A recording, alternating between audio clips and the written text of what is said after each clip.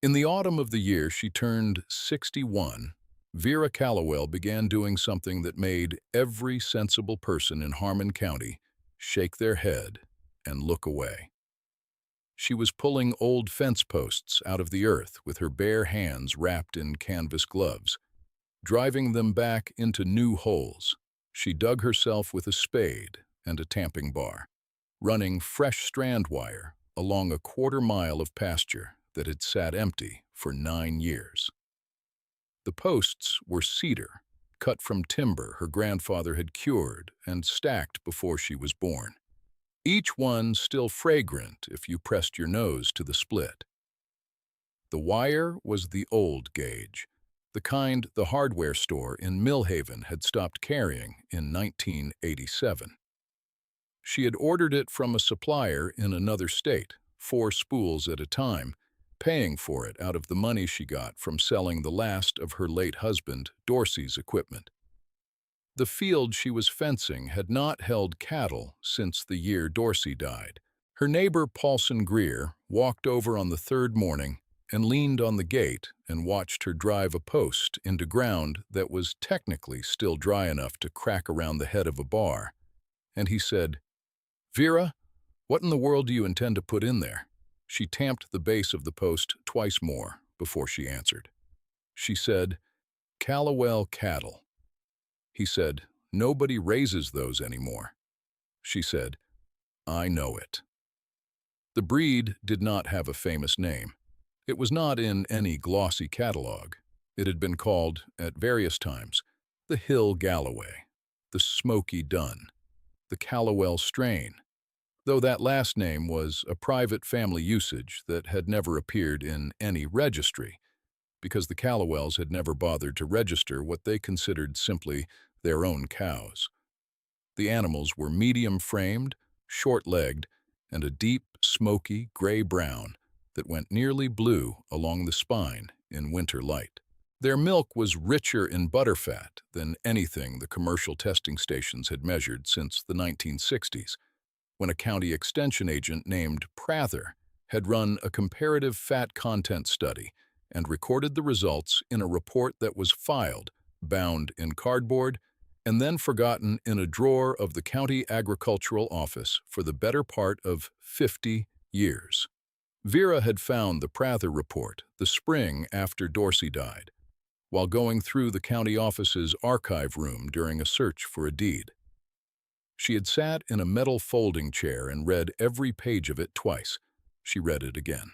The numbers it contained were not dramatic to a person without context, but Vera had spent 40 years watching how cheese pulled and how cream separated and how long a block of butter kept its body in warm weather, and the numbers told her something the extension agent himself had apparently not grasped. The Callowell strain's milk was not simply richer, it was structurally different in a way that mattered enormously to the making of cultured and aged products. There was a phrase Vera's own grandmother had used when Vera was small, watching the old woman skim the morning pan. She had said, "The cream knows what it wants to be." Vera had thought it was kitchen poetry. She understood now that it was a technical observation. At the time Vera found the Prather report, there were 5 Callowell cows left in the world. She knew this because she had been the one who let the herd shrink year by year as Dorsey's illness consumed first his attention, and then his labor, and then his money. And Vera had sold down to the animals she could manage alone. 5 cows. 2 were in their prime milking years. 2 were old. 1 was a heifer calf of 14 months, the last born from the oldest cow's final reliable cycle, a calf Vera had named for no one and simply called the Gray Girl in her own notes.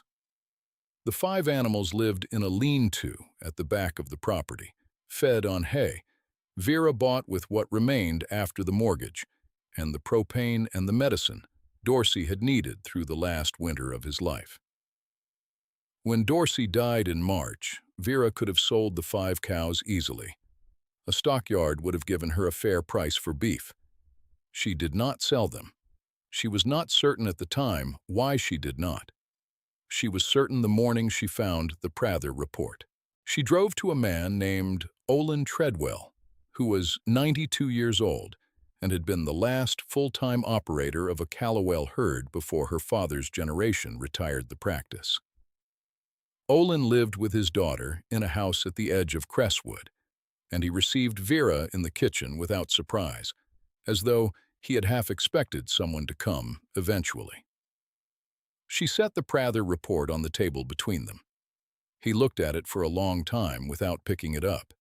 He said, "I always told your daddy those numbers were real." She said, "I know you did."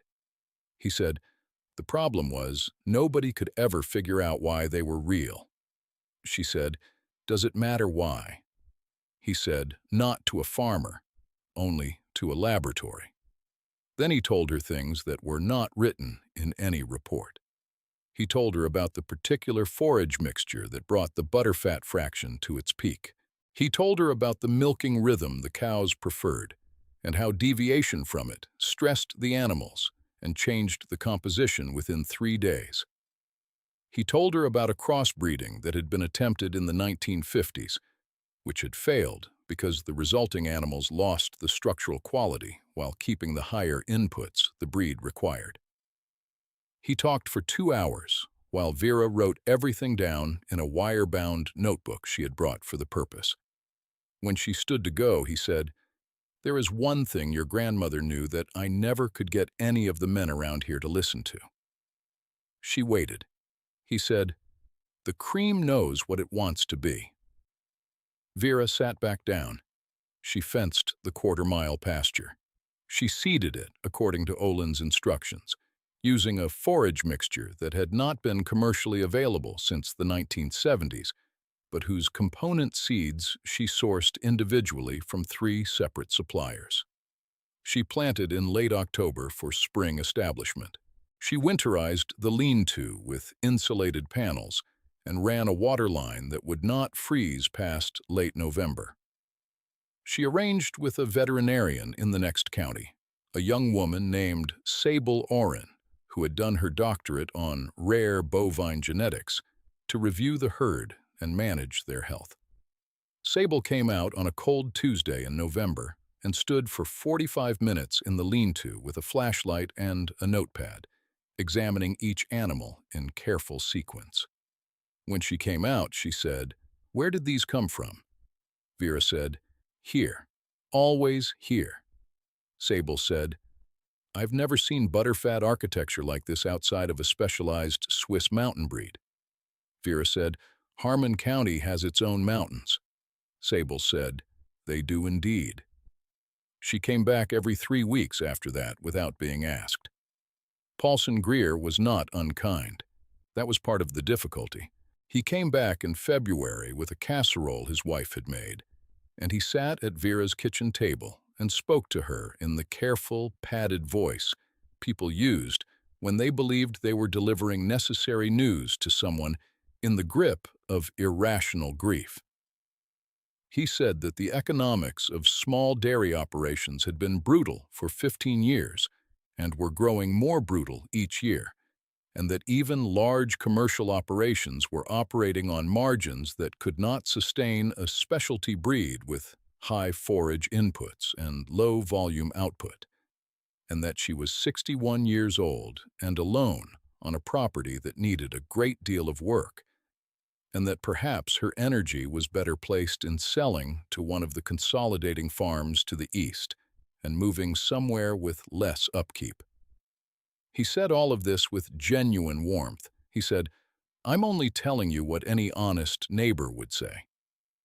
Vera poured him a second cup of coffee. She said, "I appreciate that." Then she stood and went back outside to the pasture, and she did not discuss the matter again that day. In March, a man named Gideon Fark drove out from the offices of Cornerstone Consolidated Dairy, which operated 6 large facilities across the region and held contracts with most of the grocery distributors in the state. He wore a clean coat and drove a clean truck, and he was not unkind either, and this was also a difficulty. He explained to Vera that Cornerstone had been approached about acquiring legacy properties in the county, and that her acreage and water rights were of particular interest, and that the offer he was prepared to make was substantially above current assessed value, which he quoted with a precision that suggested he had reviewed the county assessor's records carefully before coming. He said, "We understand this land has sentimental meaning to you, and we want to be sensitive to that." He glanced at the 5 Callowell cows visible through the kitchen window, slow-moving in the gray morning pasture. He said, "We could discuss some arrangement for the animals, if that's a concern." Vera watched him look at the cows. She said, "What kind of arrangement?" He said, "Humane disposition, of course." She said, "They'll stay where they are." He said, "Of course, of course." He left a card on the table. She placed it in the kindling box beside the stove. There was a man who came through Harmon County that April in a truck that was not clean and a coat that was not new. A cheesemaker from the eastern part of the state named Roland Hesp, who had been tracing a rumor about an unusual milk source for nearly 2 years. He had heard about the Prather report from Sable Oren, who had heard about it from a livestock geneticist she knew at the state university, who had found a single photocopied page of it in a reference footnote in a 1978 monograph on heritage bovine milk protein ratios. Roland Hesp drove down Vera's lane and knocked on the door at 7 in the morning and said, before she could speak, "I came to see the cows." Vera looked at him for a moment. She said, "Come through." She walked him to the lean-to, and he stood among the 5 animals in the half-dark with the smell of cedar and hay around him. And when the oldest cow pressed her broad forehead against his chest, he put his hand on the top of her poll and stayed still for a long time. He did not say anything about economics or margins or assessed value. He said, "When did you last run a full fat panel?" Vera went to the house and came back with her notebook. They sat on the fence rail in the cold, and she read him the numbers Sable had recorded through the winter. He was quiet for a long while. He said, "These numbers aren't possible from a production standpoint." She said, "And yet," he said, "and yet." He came back the following Saturday and the one after that. He brought his own buckets. He learned the milking rhythm the cows preferred without being told, simply by observing. On his 4th visit, he said, "I want to help you breed this back up." Vera said, "I know it." It was the thing she had been waiting to hear. Over the next 3 years, the work was continuous and largely invisible to everyone outside the lane. Roland kept his eastern operation running while spending 2 weekends a month at Vera's property. Sable Oren designed a careful breeding protocol using the genetic records she had been assembling from the 5 animals, tracking the hereditary markers that corresponded to the milk structure traits in the Prather report.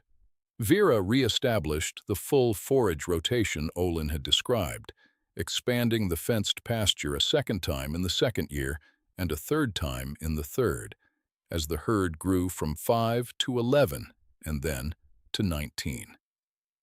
She maintained Olin's milking rhythm. She kept records in the wire-bound notebook and in a succession of identical notebooks bought from the same store, each dated on the cover in her slanted hand.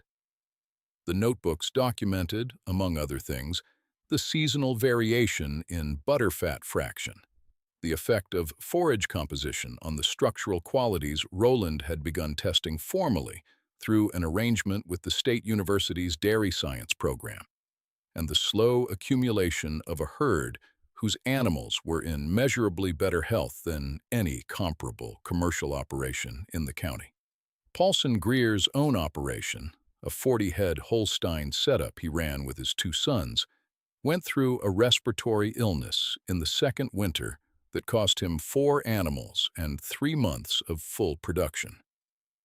He did not come down the lane to say anything about it. Vera noticed. Cornerstone Consolidated Dairy had, in those 3 years, expanded significantly. They had absorbed 3 of the 4 medium-sized dairy farms in the adjacent county, standardized their herd to a single high-yield genetic line, and entered into distribution contracts that required consistent output volume at a specified butterfat percentage within a very narrow band. The narrow band was a commercial necessity. It allowed Cornerstone to run their processing equipment at optimized settings without adjustment, which reduced labor cost and increased throughput.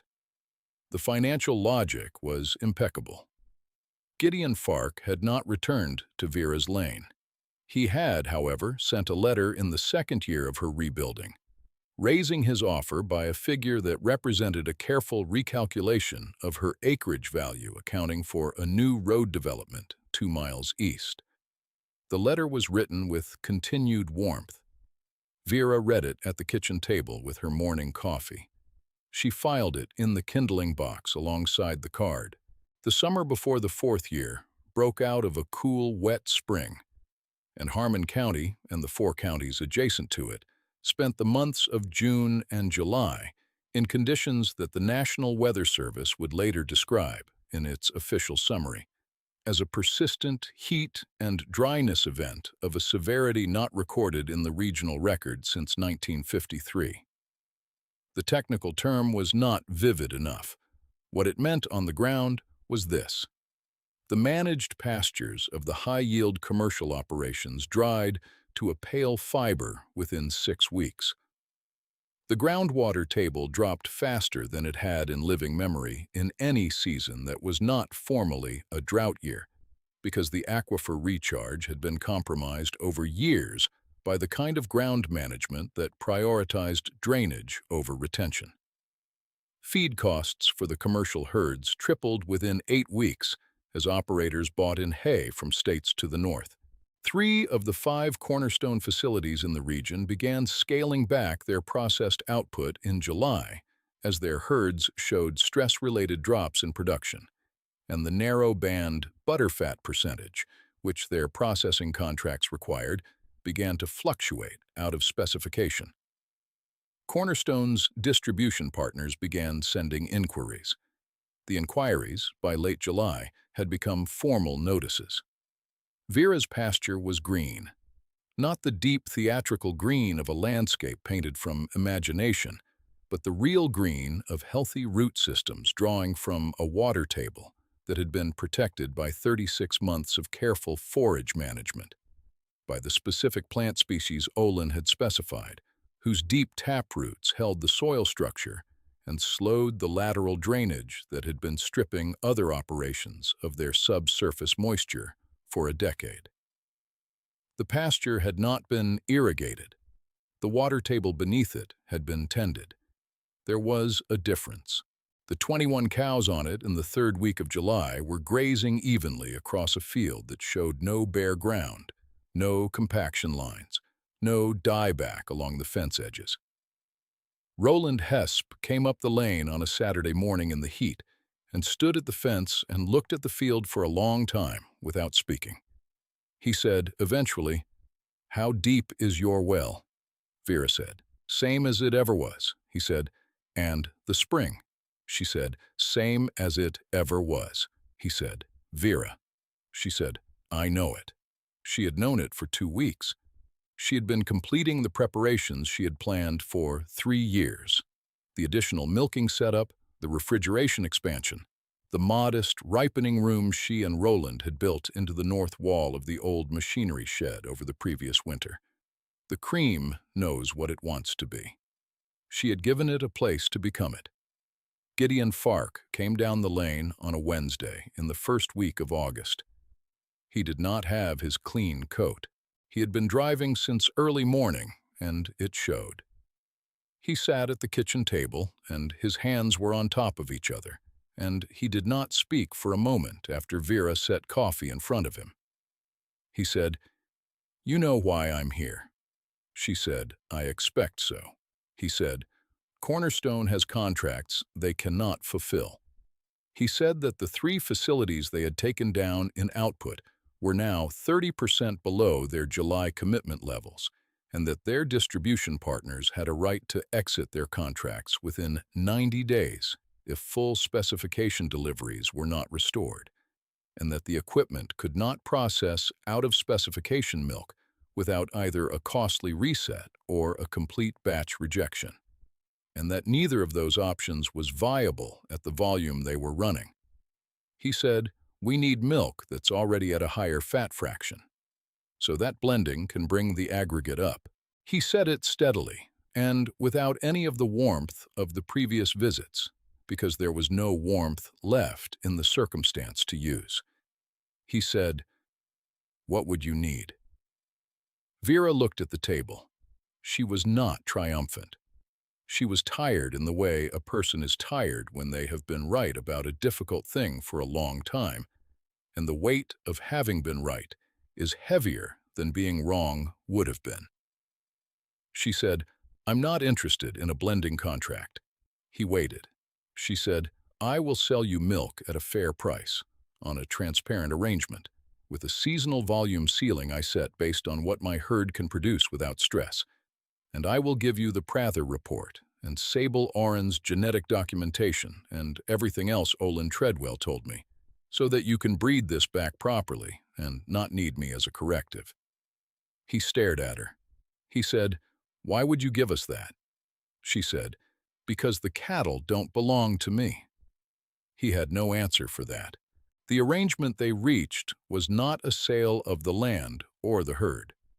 It was a documented supply agreement with a 3-year term and a knowledge-sharing component that Sable Oren helped Vera draft, under which Cornerstone's veterinary staff received access to Sable's full genetic protocols and the forage management records from the notebooks, in exchange for a price per hundredweight of milk that was fair without being punitive, arrived at by reference to current market rates, plus a premium that Vera calculated was adequate to cover her operating costs and fund the continuation of her own herd expansion. She would not enrich herself. She had said from the beginning to Sable and Roland in the quiet of the machinery shed that the purpose was not to be proven right, but to make the cattle available. Those were different purposes. She had always been careful about which one she was serving. Roland formalized his Eastern cheesemaking operation as a partnership with Vera's supply line in the 4th year, and the aged hard cheese he produced from Callowell strain milk won a regional recognition in the 5th year that brought a journalist from the state newspaper to Harmon County for a profile that Vera declined to participate in at length. She answered 3 questions and referred the journalist to Roland and to Sable and to the agricultural office, where the Prather report had been properly archived, framed behind glass. Paulson Greer came down the lane in the 5th year's autumn and stood at the fence and looked at the pasture for a while. He said, "I'd like to talk to you about the forage mix," Vera said. "Come in then." He did. They talked for 2 hours, and she showed him the notebooks. She charged him nothing for the information. Olin Treadwell died in the winter of the 5th year at the age of 96. He had known for 3 years that the herd was being rebuilt. Sable had driven to Crestwood and shown him the photographs and the genetic records, and he had held them in his kitchen in the afternoon light and said very little, and then said, "Well." Just that, "well," as a completed sentence. Vera went to the service and stood in the back of the room and did not speak. She brought a block of Roland's aged cheese wrapped in cloth, which she left in the kitchen of the house with no note. She thought Olin's daughter would understand what it meant. In the 7th year, there were 43 Callowell cattle distributed across 4 properties in the county, operating under the forage and management protocols documented in what the State University's Dairy Science program had by then formally published as the Callowell Pasture and Milk Quality Study, co-authored by Sable Oren and a professor of ruminant nutrition, whose name Vera did not know but whose work she read carefully when Sable sent her a copy of the paper. Vera was 68.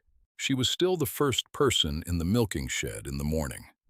The gray girl, now 9 years old, was the anchor of the herd's second generation, the animal from whom the soundest offspring had consistently come, and she still pressed her forehead against the chests of people she accepted, which she did not do with everyone.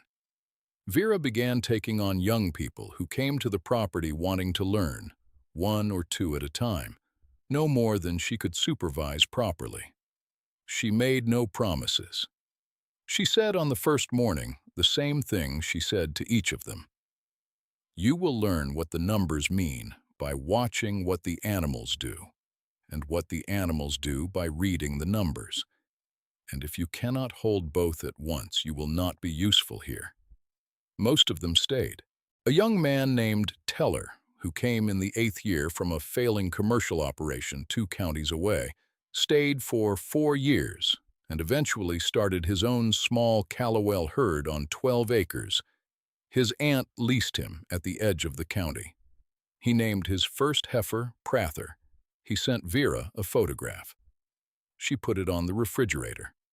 There is a fence post on the north corner of Vera's quarter-mile pasture that is now 11 years old.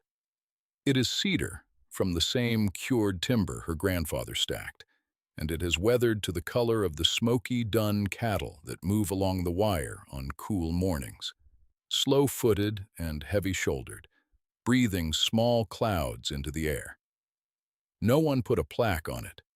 No one needed to. Teller's daughter, who is 4 years old and visits sometimes because Teller lives 12 minutes up the road, has learned to count the cows from that post, standing on the lower strand of wire with her heels, holding the top strand with her fingers, naming each animal in the field. She does not know yet what she is counting. She will know later. The wire holds her perfectly. The State Dairy Association published its annual report in the 9th year and included in its summary of genetic diversity initiatives a paragraph noting that the reestablishment of the Callowell strain in Harmon County represented the only documented case in the state's recorded agricultural history of a heritage breed having been brought back from a population of 5 breeding animals to a self-sustaining registered herd in under a decade, through a program conducted without public funding, grant support, or institutional sponsorship.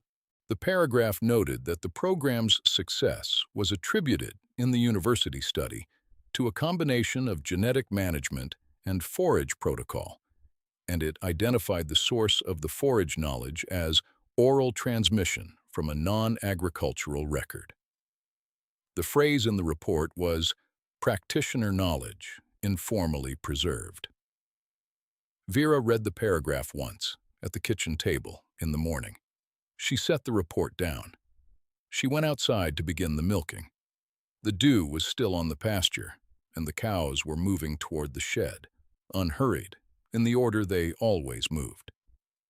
The oldest among them was 12 years old and had been alive when there were only 5 of them in the world, though she did not know this and would not have found it remarkable if she had. The cream knows what it wants to be. You only have to let it.